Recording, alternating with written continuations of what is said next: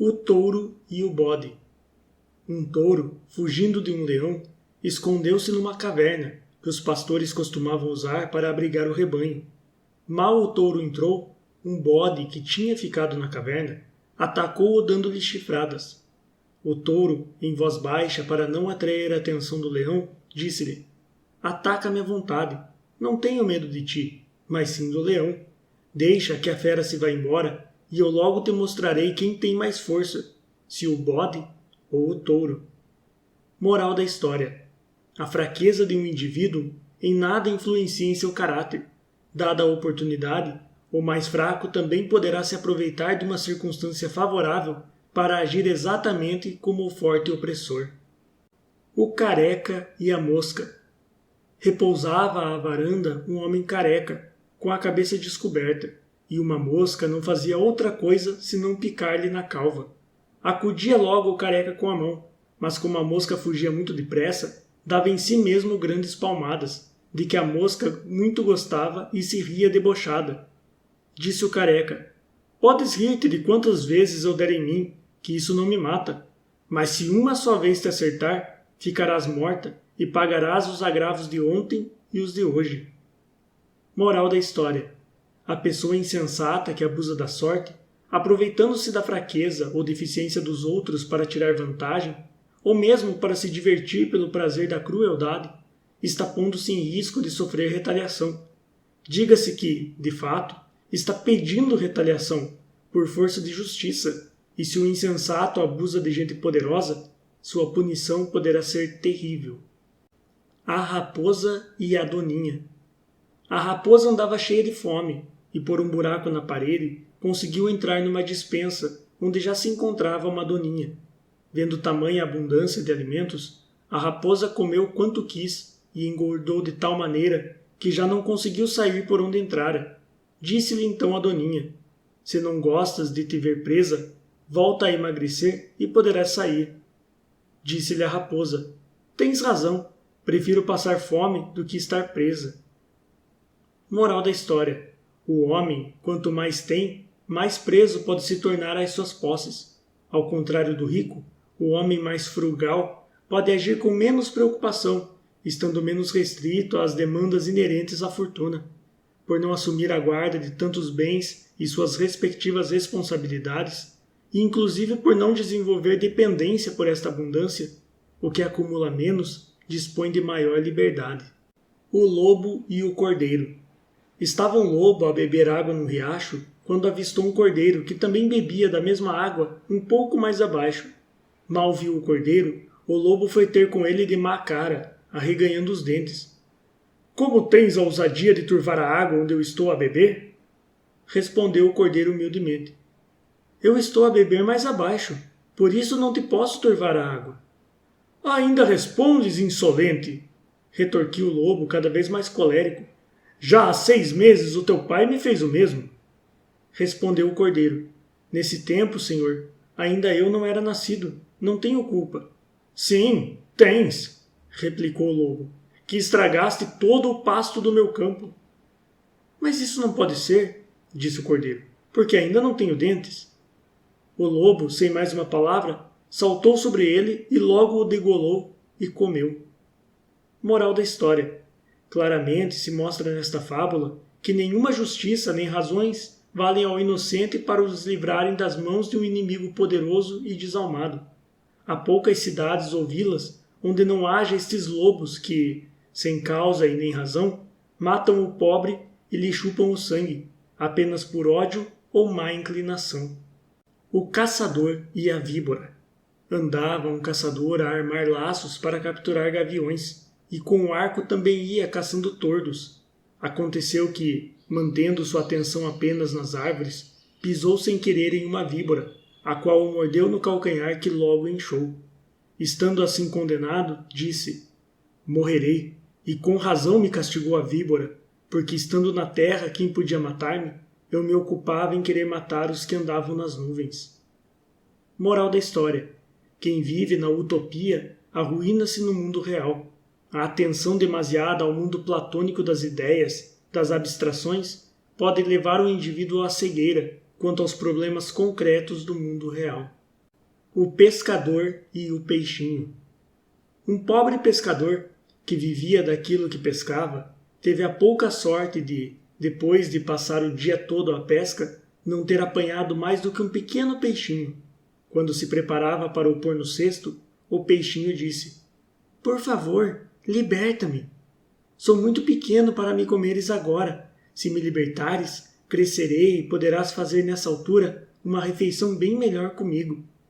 Mas o pescador pôs rapidamente o peixinho no cesto, dizendo: "Muito tonto eu seria se te deixasse ir. Por muito pequeno que sejas, és melhor do que nada." Moral da história: a espera pela maior recompensa nem sempre é a escolha mais sábia, pois aquele que morre de fome aguardando por frutos tardios não desfrutará de sua esmerada colheita. Os viajantes e a árvore. 2 viajantes, exaustos depois de caminharem sob o sol escaldante do meio-dia, decidiram descansar à sombra de uma frondosa árvore. Depois de se deitarem, um dos viajantes, olhando para as folhas, reconheceu que tipo de árvore era aquela e disse: "Como é inútil esse plátano! Não produz qualquer fruto e apenas serve para sujar o chão com as suas folhas." "Criaturas ingratas!" disse uma voz vinda da árvore. "Estais aqui sob minha refrescante e acolhedora sombra e ainda dizeis que sou inútil? Por tanta ingratidão, ó Júpiter, receba o homem o castigo devido." Moral da história: após nos acomodarmos a certos privilégios, tendemos a esquecer de que os temos e deixamos de lhes dar o devido valor. Às vezes, somente a remoção deste privilégio é capaz de nos fazer entender o verdadeiro valor daquilo que desfrutávamos até então. O burro com pele de leão. Certo dia, um burro encontrou uma pele de leão e, vestindo-se com ela, percorreu a floresta assustando todos os animais que encontrou. Por fim, encontrou uma raposa e tentou amedrontá-la também, mas esta, logo que escutou o som da sua voz, exclamou: "Eu provavelmente teria me assustado se não tivesse ouvido o seu zurrar." Moral da história: é no expressar-se que se reconhece um burro. O lobo em pele de cordeiro. Certo dia, um lobo decidiu alterar a sua aparência como estratagema para conseguir comida com fartura. Vestiu uma pele de cordeiro e acompanhou o rebanho para o pasto, enganando o pastor com o seu disfarce. Ao fim da tarde, o pastor fechou o lobo no curral com o resto das ovelhas, mas, por querer carne para sua refeição do dia seguinte, à noite o pastor regressou ao curral e, confundindo o lobo com uma ovelha, apanhou-o e matou-o. Moral da história: quem inicia um ardil ou assalto põe a si mesmo em risco. Qualquer consequência adversa que lhe advenha é de sua responsabilidade e muitas vezes é merecida. A andorinha e as outras aves. Estavam os homens a plantar sementes de linho. Ao vê-los, a andorinha disse aos outros pássaros: "É para o nosso mal que os homens fazem esta plantação. Destas sementes nascerá o linho, e dele eles farão redes e laços para nos prenderem. É melhor destruirmos a linhaça e a erva que dali nascer, para estarmos seguras." As outras aves riram-se muito deste conselho e não quiseram segui-lo. Vendo isto, a andorinha fez amizade com os homens e foi viver em suas casas.